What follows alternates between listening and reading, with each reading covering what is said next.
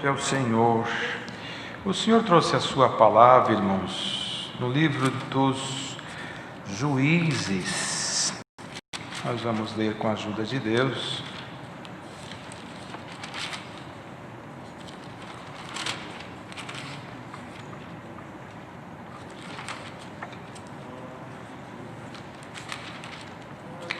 Juízes, capítulo meia dúzia.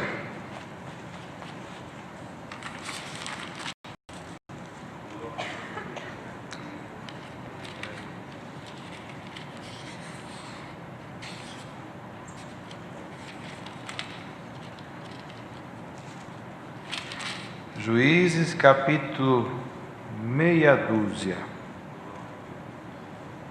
Nós vamos ler do verso 11 em diante.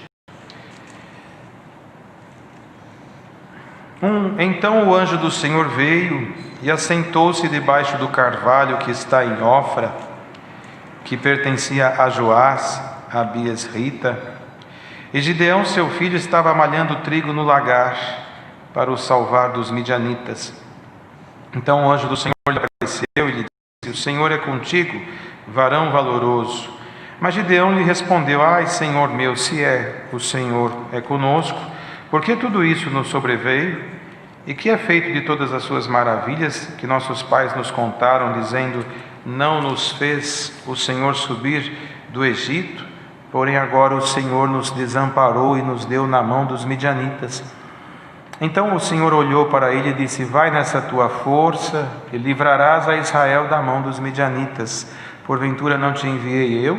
E ele lhe disse: Ai, Senhor meu, com que livrarei a Israel? Eis que o meu milheiro é o mais pobre de Manassés, e eu e o menor na casa de meu pai. E o Senhor lhe disse: Portanto eu hei de ser contigo, tu ferirás aos midianitas como se fossem um só homem. E ele lhe disse: Se agora tenho achado graça aos teus olhos, dá-me um sinal de que és o que comigo falas.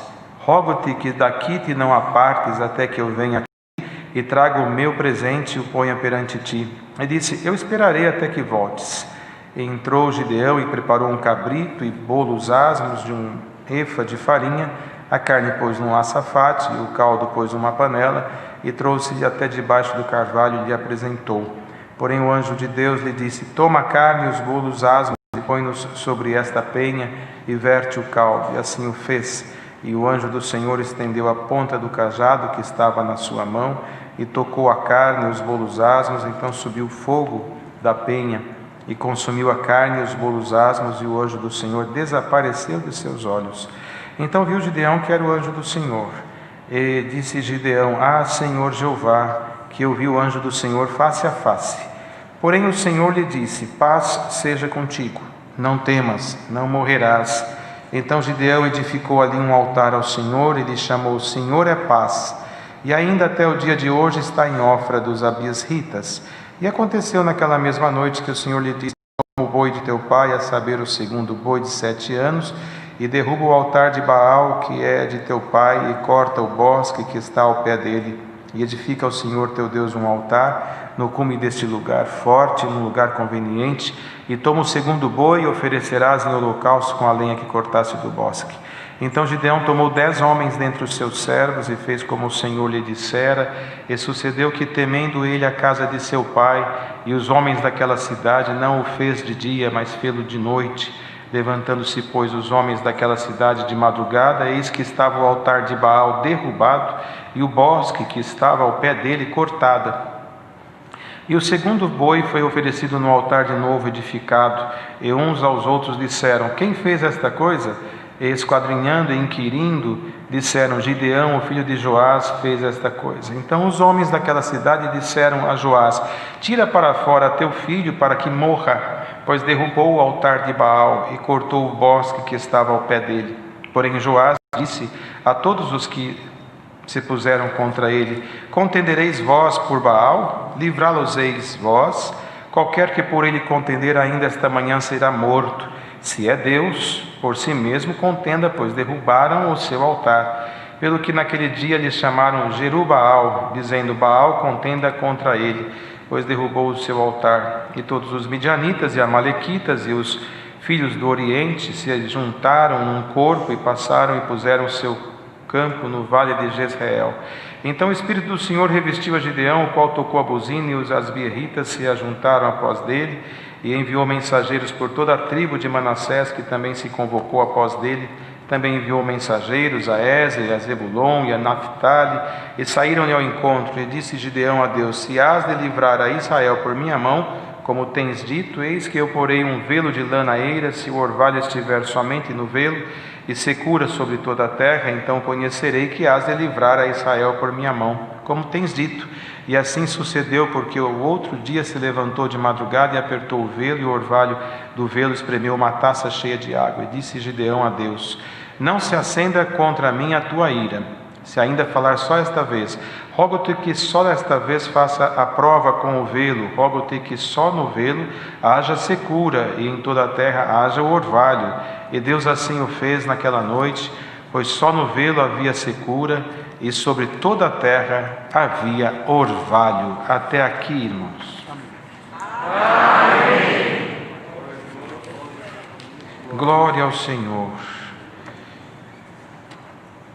Irmãos, é claro que todos nós conhecemos muito bem o que Deus fez com Gideão, mas é importante lembrar, irmãos, que a origem de tudo isto, na verdade, Israel, o povo de Deus, ele teve um período sob a orientação de Moisés, servo de Deus, que depois sucedeu a ele Josué, mas entre Moisés e o reinado que veio como o primeiro rei Saul, passou-se um pouco mais de 300 anos. Esse período da história de Israel, o Senhor permitiu que tivesse em Israel juízes. E a palavra, as Sagradas Escrituras, nos relatam 12 ciclos, que são 12 juízes que estiveram diante do povo de Israel. Eles eram homens, teve Débora, que esteve na direção desse trabalho também, como mulher, usados por Deus com uma coragem ímpar, com uma capacidade revestido do Espírito de Deus, de defender o povo dos seus despojadores. 12 juízes, o primeiro foi Otiniel, que quando um rei da Mesopotâmia, irmãos, chamado Cusã-Risataim, este rei, ele, por permissão de Deus, Israel começou a seguir os Balaíns e os Asterotes, que eram deuses do povo do Ocidente, dos amorreus. Os Balaíns, que são como Baal, é o plural de Baal, são deuses que eles seguiam. Israel cedeu àqueles deuses, e os homens de Israel se juntou com as mulheres daquele povo estrangeiro, o que desagradou sobretudo a Deus. E Deus permitiu que Israel passasse por uma guerra muito grande com este rei da Mesopotâmia, e por 8 anos esteve sob o jugo. Foi quando Deus levantou Otiniel, e daí até Sansão, que foi o último dos juízes, passaram todos os juízes que a palavra nos relata, dentre eles Gideão, um moço que da tribo de Manassés. Entre a tribo de Manassés, ele mesmo dizia: sou o menor da casa de meu pai, e o meu milheiro é o menor da tribo de Manassés, que era entre as tribos, tinha os seus clãs, e o dele era o menos, de menor importância, menos expressivo. E quando os midianitas, quando Israel novamente veio a transgredir, a desagradar o Senhor, Deus permitiu que os midianitas, um povo nômade que vivia na Palestina, eles viessem a saquear os israelitas, as suas reservas, a sua lavoura, fazendo com que Israel fosse habitar, irmãos, de uma forma temerária na terra, por permissão de Deus. Notem, irmãos, que durante os 300 e poucos anos dos juízes, irmãos, todas as vezes que Israel vinha a desagradar o Senhor, Deus permitia um domínio estrangeiro, alguma coisa que viesse a tirar deles toda aquela força que eles achavam ter, mas nunca Deus se esqueceu do seu povo. Permitia para que o homem se lembrasse dele, para que Israel soubesse que a promessa que Deus fez para o seu amigo Abraão estava de pé, mas eles tinham que lembrar que Deus também existia. E eles se corrompiam, e Deus levantava um juiz, defendia, tirava da servidão. Quando tudo estava confortável, eles voltavam a se corromper. E foi assim com Gideão. O seu pai, irmão, estava ali na própria região, construíram uma estátua ao deus Baal, a um dos deuses dos Balaíns, e desagradou muito o Senhor. E Deus permitiu que os midianitas viessem a roubar as riquezas de Israel, e o povo empobreceu demais, perdeu suas riquezas, perdeu suas reservas, tanto que Gideão, temente a Deus, um dos únicos últimos que estavam ainda no temor, pegou o pouco de trigo que sobrou com ele e foi numa prensa de vinho, que é o lagar onde se fazia o vinho, e foi ali escondido tentar salvar o pouco do trigo que sobrou. Ele estava trabalhando quando o Senhor então falou com ele. Dos 12 juízes, Gideão, um homem que se sentia fraco, um comportamento que se demonstra com um pouco de medo, um homem meio assim receoso, mas foi o único dos juízes que viu o anjo do Senhor. Porque Deus não visita só quem se acha forte, cheio de virtudes, cheio de dons. O Senhor visita quem Ele quer, Ele é dominador. Tanto que em Coríntios está escrito que Ele dá os dons naquilo que for útil. E de repente o irmão se acha tão consagrado, mas Deus dá um dom diferente para alguém que parece tão fraco, e logo outro alguém diz: mas por que Deus dá para ele e não dá para mim? Porque nós não entendemos o caminho de Deus. O Senhor, na história, não escolheu só homens fortes para derrubar o inimigo. Normalmente Ele pegou os fraquinhos. Ele pegou Davi, que era o menor da sua família. Pegou Gideão, que era a menor tribo, o menor clã, o mais desprezível, o menor milheiro. E assim foi Jacó, que era o mais novo. Ou seja, ele não precisa da força do homem. Ele precisa que o homem entenda que ele é a força. Glória ao nome de Jesus. E hoje Deus manda essa palavra para nós. Israel, que é o povo que serve a Deus, está distraído com as coisas da terra. O mundo está sufocando a humanidade. E muita gente reconheceu o Senhor, já está tão farto das coisas do mundo, que não está percebendo que está distante do Senhor.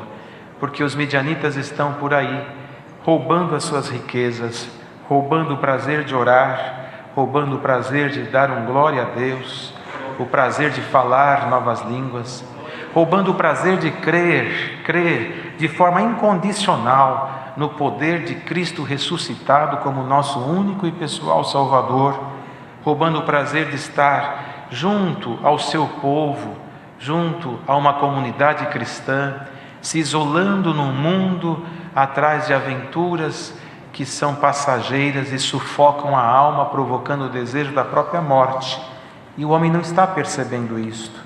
E hoje nós estamos aqui e aí na casa de milhares de famílias, e Deus mandando esta palavra, e Deus anuncia por esta palavra um plano dele, que vem a suplantar a nossa imaginação.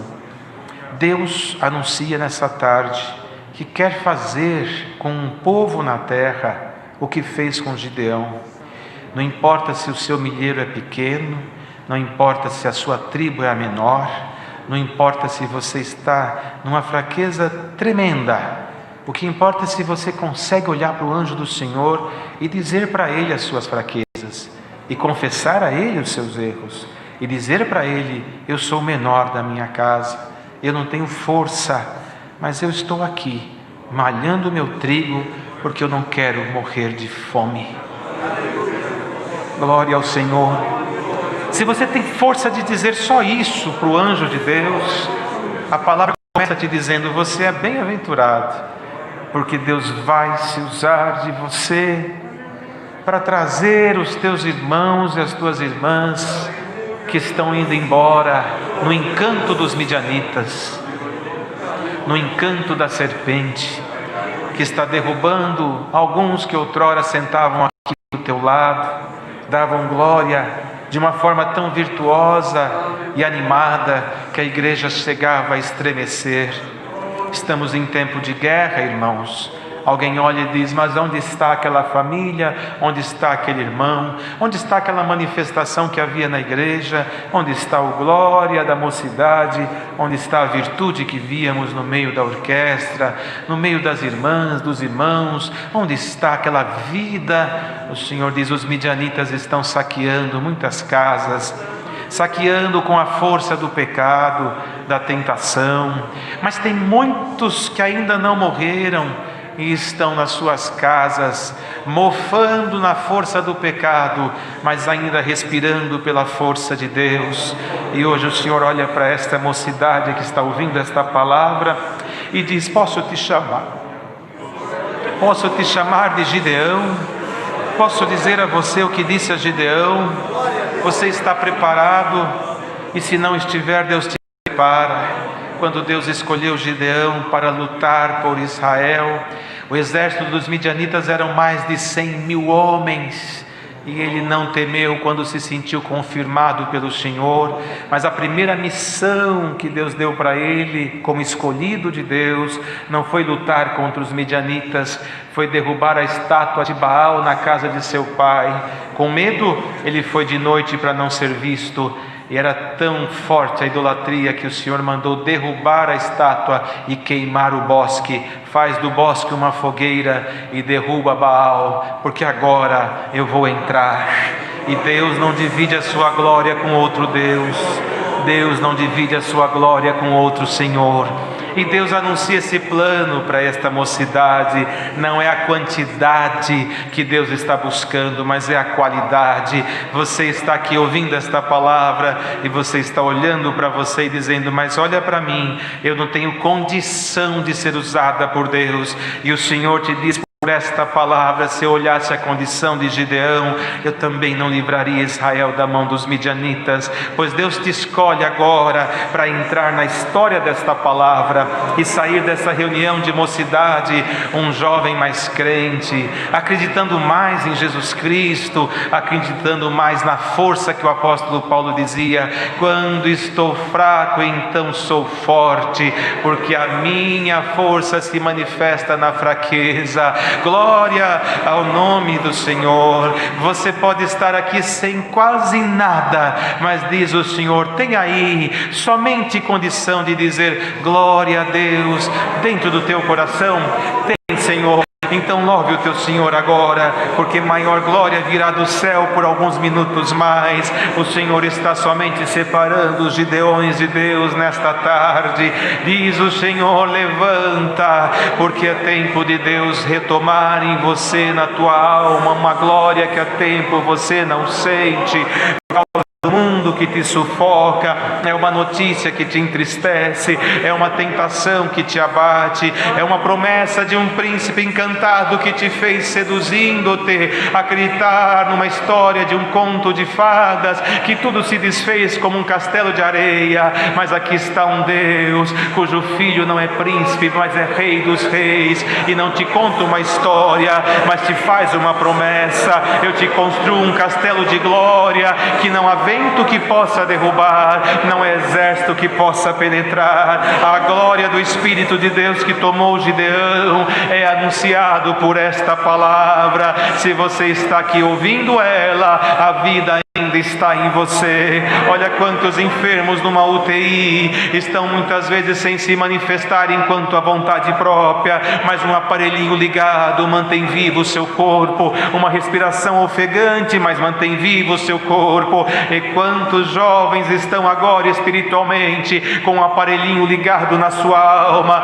e o Senhor, o médico dos médicos, passa nessa UTI espiritual e diz: eu vou tirar os aparelhos e vou dar fôlego de vida, e vou dar força e virtude, e vai começar agora aqui dentro desta igreja. E ainda que nós pregamos e muitas vezes está online, sendo transmitido por um satélite. O que é o satélite?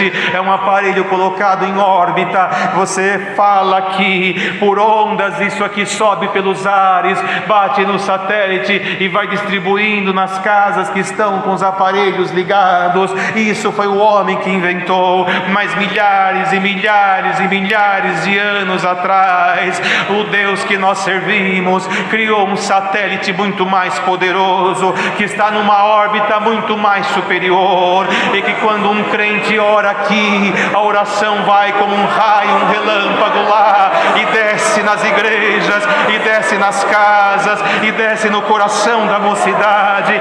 Então, como disse o profeta diante dos seus opressores: Senhor, fiz tudo conforme a tua palavra, agora manda fogo do céu e consome este holocausto. A mesma coisa o Senhor autoriza a pregar aqui agora, conforme a tua palavra, tudo foi anunciado. Agora manda fogo do céu e visita esses altares que estão aqui, que estão aí, no nome de Jesus Cristo Nazareno. O Senhor dá esta ordem: Gideão, chegou a tua hora, chegou o teu momento. Desafia Deus a terra, desafia a Deus o século presente, e desafia a Deus as hostes espirituais da maldade que estão atormentando a mocidade com espíritos de traição, de mentira, de suicídio, de autoflagelo, de autodestruição da natureza humana e da moral cristã.